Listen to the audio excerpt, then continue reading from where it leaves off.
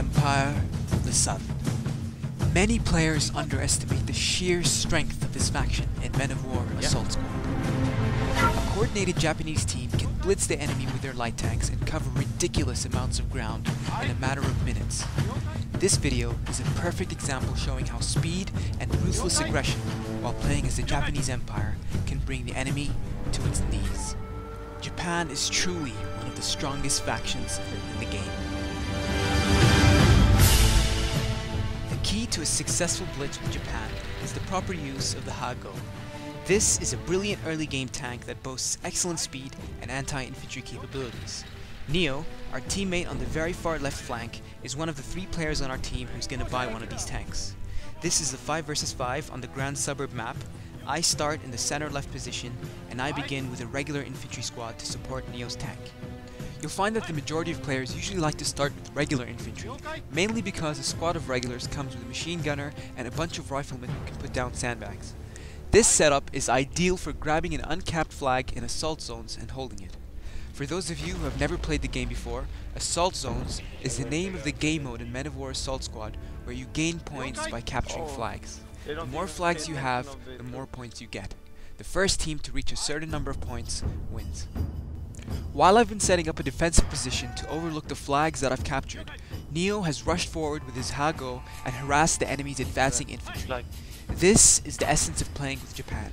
You need to keep putting pressure on the enemy with your light vehicles. If you can neutralize the first wave or 2 of infantry that the enemy sends to capture and hold flags, you can then rush forward your own men and capture those flags for yourself without much resistance. This will give you an amazing number of points in the early game. It is vital that you take and hold as many flags as possible as early as possible when playing as Japan. The Japanese have a huge advantage in the early game, but once the enemy has the opportunity to roll out some heavier tanks, the Japanese usually suffer. While I send a man to capture the flag on the very far left flank, Neo decides to push up even more to continue harassing the enemy.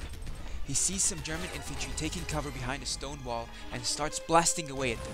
But it seems the enemy has brought up an anti-tank rifleman who manages to get a well-placed shot on Neo's Hago, which immediately takes out the light tank. In the meantime, I bring up some more regular infantry to set up another defensive position on the very far left flank, and this is because a German counterattack is now inevitable. Now if you take a look at the minimap in the top left corner, you can see that our team now controls about 7 or 8 of the flags on the map after about 3 minutes of gameplay, while the enemy only controls 1 out of the 11 flags on the map. If we can now hold these flags for a little longer and repel any counterattacks across the entire width of the map, victory will be ours before long. Remember, winning is always about knowing when to attack and where to attack. Had we kept on pushing forward at this point without proper tank support, we would have lost a lot of men, making it possible for the enemy to quickly counterattack and recapture the flags that we blitzed. Another thing you should keep in mind when playing assault zones is that just because an enemy holds a flag, it doesn't mean that it's well defended. This is usually the case when the enemy has just lost its first wave of infantry at the beginning of the game. You'll find that if you send a few men to the flags closer to their spawn points, they will usually have 1 or 2 men at most guarding the flags. So just because you don't have enough manpower and armor to push up with your line, you shouldn't give up on harassing the enemy. Often, if you can sneak up a few men to these undefended flags, you can easily kill the soldiers guarding them and start capturing them for your team. This often causes the enemy to panic even more, giving you an even bigger advantage. If you can make your enemy panic, their confidence tends to take a nosedive, and this is when you start to really gain the upper hand. And sometimes when you're playing, you'll hear a drum beating sound in the background. That's actually the sound of your opponents pointing out a specific part of the map to each other by pressing the N key. And right now you can hear one of them going crazy on the N key as he tries to point out that I'm capturing yet another flag.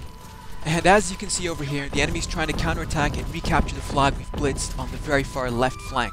And remember, the key to winning firefights in Men of War Assault Squad is smart maneuvering and positioning of your men. You should never leave your men out in the open without cover when approaching an enemy, especially if the enemy is dug in behind some good cover. The Germans have sent a regular infantry squad to try and recapture this flag on the left, but look at how he's approached us. Our men have sandbags to use for cover, but his men are sitting ducks out in the open field. Before long, the men that have been sent to counterattack will be annihilated. Another thing I love about Japan is their hero units. Every player gets 10 points at the beginning of every multiplayer game to spend on hero units. Different factions have different units, and different hero units cost a different number of points to purchase. Generally, the more expensive the hero unit, the longer it takes before you can purchase it. Japan, however, have a number of extremely cheap and useful hero units that you can unlock relatively early in the game. The Isuzu mortar truck is one of these hero units. These mortar trucks only cost 1 point, and if you can put them in a defilade within range of enemy infantry, they can be deadly. And over here on the left, I've rolled up one of these mortar trucks to deal with the remnants of the German counterattack who are taking cover behind a stone wall across the field from the flagpole. Another awesome Japanese hero unit is the Kamikaze. A unit of kamikazes consists of 5 fanatic submachine gunners who come equipped with a bomb. These men sacrifice their lives for the Emperor to take out enemy armor. If you can sneak them behind enemy lines, they can terrorize the enemy's tanks by running towards them and detonating their amazing explosives. And at this point, Neo and I have both brought up a Chi-Nu, the standard medium tank of the Japanese army.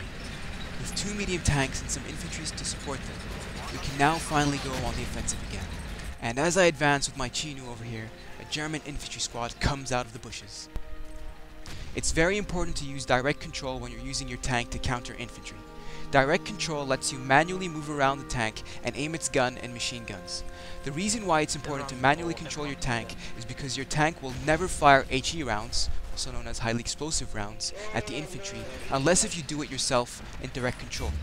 If infantry comes within range of the tank, usually all it does is try to mow them down with machine gun fire, but this is usually not efficient enough, and so using direct control to fire HE rounds is the best way to dispatch the enemy infantry with the tank.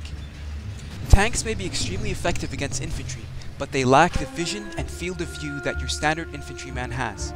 This is one reason why you should never advance with a tank without proper infantry support. Infantry are the eyes of the tank, and they will spot most of the enemies for your tank. Another reason why your tank should always have infantry support when advancing is because often the enemy will try to sneak up soldiers to try and lob anti-tank grenades at your tank to destroy it. If you have infantry around your tank, it's a lot harder for your enemy to do this because you will often spot the enemy before it gets within throwing range. Now notice how we've ordered our tanks to pull back now. This is because we have no infantry around them anymore. A tank with no infantry is a sitting duck. Always protect your tanks. This is probably the most important thing beginners should keep in mind. And over here I've pinged the map to bring this small park to Neo's attention. I was pretty sure there were Germans dug in, so I wanted to clear it out before pushing up anymore. Another awesome hero unit that only costs 2 special points is Homeland Fury. A unit of Homeland Fury consists of 4 machine gunners and 5 recruits. This makes this unit perfect for both defense or offense. In a defensive role, the machine gunners can dig in behind sandbags and hold out very well against waves of enemy infantry. In an offensive role, the machine gunners can give amazing suppressing fire for the 5 recruits, who can then run up to an enemy flag and capture it. Recruits are cannon fodder pretty much, and this makes them ideal for dangerous roles like that. At this point, I begin my assault on one of the remaining 2 flags that the enemy is holding. Notice the score in the top right corner of the screen. We've already gained 60 points in merely 9 minutes of gameplay.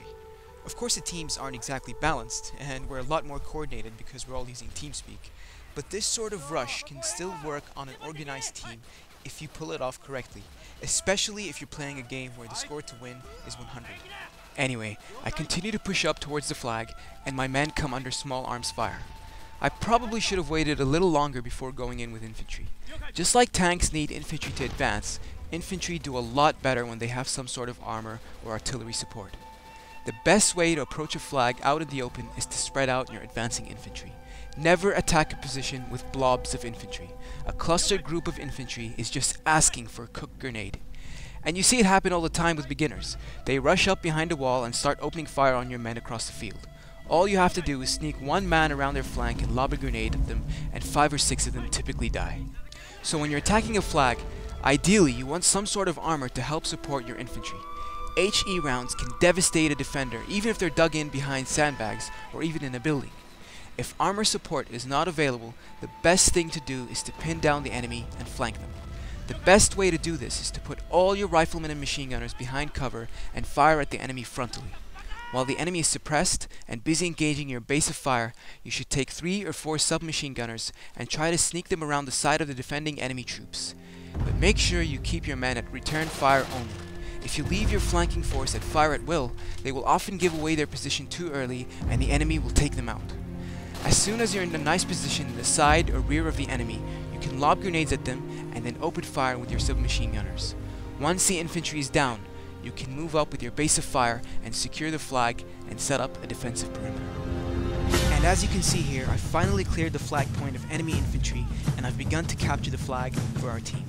Flags can only be captured with infantry, but one thing a lot of people seem to miss is that tank commanders can also be used to capture flags, which can be quite useful at times. Scouting is another vital element of this game.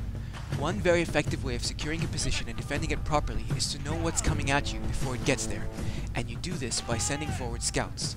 Any soldier can be a scout if you hide them in bushes or tall grass with fire at will off.